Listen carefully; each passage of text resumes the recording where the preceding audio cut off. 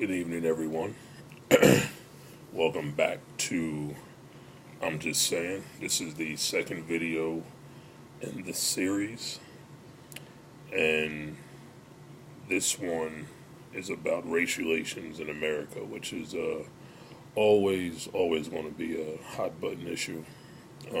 Unfortunately, one day I know most of us hope that that will change and race will be nothing but a memory, and everyone will, or I should say, not race but racial issues, and everyone will be on the same page and on one accord, and we will all truly be as equal as our country's constitution says we will be. Before I went to do this video, I was, doing a little research, and I was going to pull up a bunch of stats, and I thought about it, and I'm not going to do that. All the stats in the world can't tell the story better than a person who goes through the story, a person who lives the story. And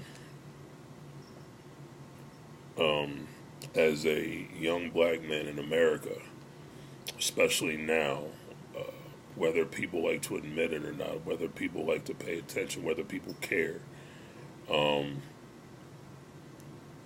there's been a rash, just a number of young black men being killed by police recently. And for those of you who don't know me, you can hear my voice.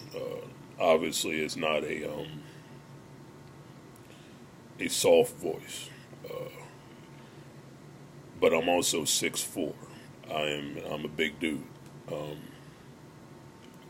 So when I'm in the car, I get a little nervous when the cops ride up or behind me, or I see one off on the side, because you just don't know. I get even more nervous when I'm walking around. I take a walk around the neighborhood, get a little exercise or something like that, because I've only been living in this part of town for a short while, and neighbors don't know me, so they see this large black man with a hoodie walking around town, and they don't know him. And as much as I would like to give the police the benefit of the doubt and say they would handle it properly, see I wasn't doing anything wrong and let me go, I can't make that assumption. That assumption, quite honestly, and a lot of people can attest to this, that assumption could cost me my life. And, there's a lot of people in this country that can't say that.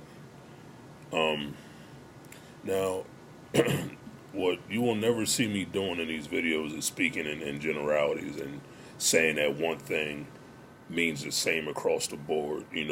There's exceptions to every rule. There's exceptions in every case. Like, for instance, like you see videos, and, I see a lot of them posted to Facebook, like, especially since all this has been happening with, the Michael Brown case and the Eric Garner, Tamir Rice. There's been some videos posted of, like, white folk with guns and stuff, where the cops give them a chance to give up. And, they take them down without killing them, or they may not even fire a shot. And then people get all riled up. You see, they don't give us that, they don't give us that. That's not what happens across the board. For those of you who don't know me, or who may not know, I guess it's been about 11 years now. I was in the police academy, and the week we started our firearms training, the first weekend we actually didn't go to the range. That was all about safety and everything like that. And the first rule the instructor at the range gave us that first week in the classroom was that, you never point your gun at something you're not willing to destroy. And the second rule was every bullet has a lawyer attached to it. Which, in the academy, to me, that's telling me, you use your gun as a last resort. Because you pull that trigger and you hit somebody, I mean, things change. I mean, it can go to an innocent person. You can kill a child that had nothing to do with, it's just, so many things can go wrong. So you may pull your gun. You may have it out, have it aimed at the ground as you're trying to get the target, trying to catch the guy. Maybe the guy ran or whatever, or he's hiding somewhere, like behind some cover. And you may have your gun down, but still in a ready enough position where you can pull it and squeeze the trigger. But you don't point that gun at something you're not willing to kill, because anything can make you pull that trigger. Any slight movements, anything that person does can just kind of trigger that response, and then you go ahead and fire off, and then that's it. So to me, that's what it meant is, you do everything in your power to quell that situation before it gets to the point where you gotta use the gun. So when you see the videos of the cops not shooting a white perpetrator, that's because they're doing as they were trained. They're not pulling the trigger, even though he has a gun, even if he's waving a gun at the cops, even if he has a knife, even if he's, a danger to himself and others. Them not pulling the trigger, that's their job. Is only at the absolute last resort that you pull the trigger. When you see the cases, those 3 cases in particular, and loads of others, the young man, I'm sorry I can't remember his name, I believe it was in Ohio, the young man that was in the Walmart, and a guy called 911 and said he was brandishing a gun. He went to buy a BB gun. The BB gun was still in its case. The cops came in and killed him, shot him dead.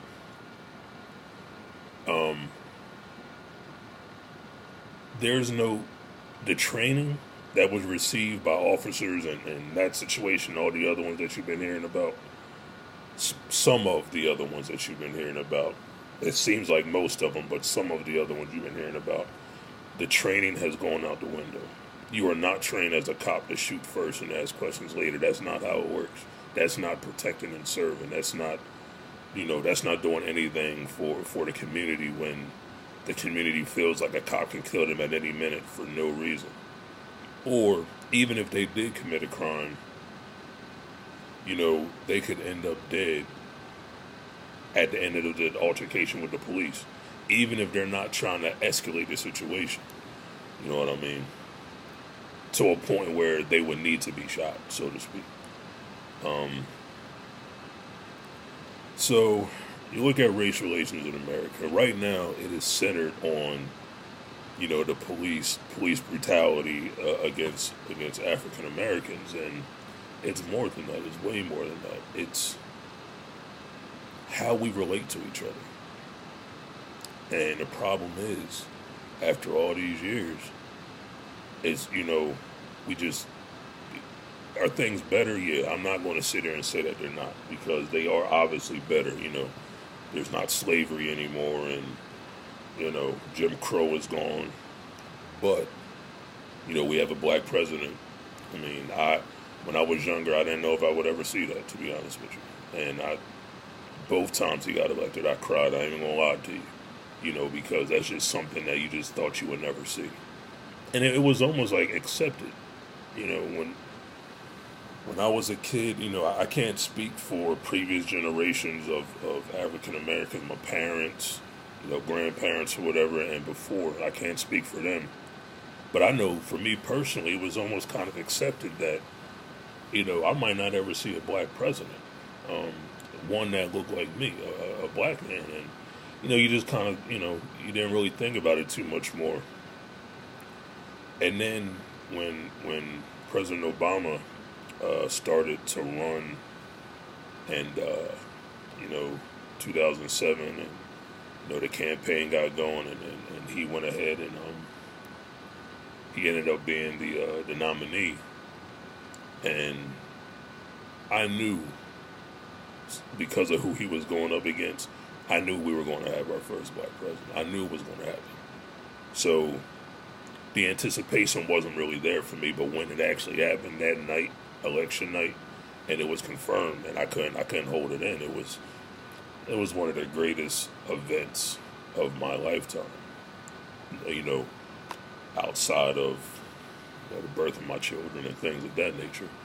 But we have that, and so obviously things have gotten better, but we still can't relate to each other on a lot of levels, and that's where the problem, I believe, lies at, is that we can't find a way to find common ground in a lot of situations, and one of the reasons why is that I put a post on Facebook a while ago about trolls. And for those of you who don't know who trolls are, they're people who will go on comment posts on different websites or whatever and say inflammatory things just for the sake of starting a bunch of bullshit. You know what I mean? So, I was looking at, they were talking about the Ferguson stuff and Eric Garner when the non-indictment came down, and the Tamir Rice case. I'm looking at all these things, and you look at the trolls. Now, the things that they were saying, you figure one of two things. Either they have no life, and they may not really feel that way, but they just want to incite people's anger. And there are people like that, Alfred Pennyworth, some of you know that name, once said that some men just want to watch the world burn. And that's what a troll is to me. Some of them are anyway. But then again, there are some people who truly feel what they say when they type it in the keyboard. Those keyboard warriors. You know what I mean? So, and the things that they were saying, especially the one that really got me was, this is, I think, when I ended up posting something, was about the young man, Tamir Rice, 12 years old. You see the video, the story that the police gave, and the video told a completely different story, but that's another subject for another day. And some of the posts, people put them, that's just another thug off the streets. I don't care that he's dead. It's like, he's a little 12-year-old boy. And this is what I mean by relate. Take Tamir Rice out of that picture, put a little white boy in that picture, and the same exact thing happens. Would those same trolls, would those same people say, that's just another thug off the streets? No, they wouldn't. Because they don't feel that way about their people and their, people of their skin color and their race, and you know what I mean? Even if it's just a little kid, you know what I mean? To people who don't want to relate and don't care, it could be a little kid that gets killed. They don't care. They're going to say what they want to say and be as, vile and venomous as they want to be, because that's one person of a group of people that they don't like that's no longer around. So to them, that's almost like a victory, which is very, very sad, and it is unfortunately the way things are now. They've been that way for a very long time, and that's one thing that just hasn't changed all too much. So it is the ability to have empathy and to understand the pain that other people feel in those situations. Even if you feel that way, you don't have to get on the internet and get on these comment sections and say these things. You know what I mean? You don't have to put your bigotry out there for everybody to know. Would it be nice if there were no bigots in this world? Of course it would be. But obviously, for whatever reasons, and, whether it's something that's passed down to the family or whatever the case may be, it could be something happened in the past that you just never got over. There are bigots out there. Just keep it to yourself. If the majority of the people in this country want things to be better amongst the many different races here, why be in that minority of people who want to make it worse? Don't want it to get better, want it to go backwards. What are you getting from that? Because the only thing you're doing is letting everybody see you for who you really are, and you're not gaining any points for that. I mean, amongst people who are like you, who feel like you, maybe. But as such a minority of the population anymore, what's the point? You know what I mean? That race of people that you hate on, regardless of the race. I mean, going beyond black, whether it's Asian or, Latino, or whatever the case may be. That may be that doctor that saves your life after you have a stroke or a heart attack or, whatever the case may be. That EMT that gives you CPR, that might be that black man or that Asian man that you can't stand. You know what I mean? And they put aside, they might have prejudice themselves. They might, feel some kind of way themselves, but they put that aside to save your life. So, even if you feel that way, we all have to get along in this world. We can't do, there's so much more we can do together in this world than we can do on our own. And that's real. You know what I mean? So much more, innovation and just so many things can be achieved if everybody puts aside the differences, the petty differences. Not, we're all different in a multitude of ways, but just the dumb stuff that, that causes division, you put that aside and work together for a common good, a common goal. And so many doors open, so many things change for the better. And, who in their right mind wouldn't want that? I'm that's what I've been trying to wrap my mind around, you know what I mean? How backwards could somebody be that they wouldn't want progress?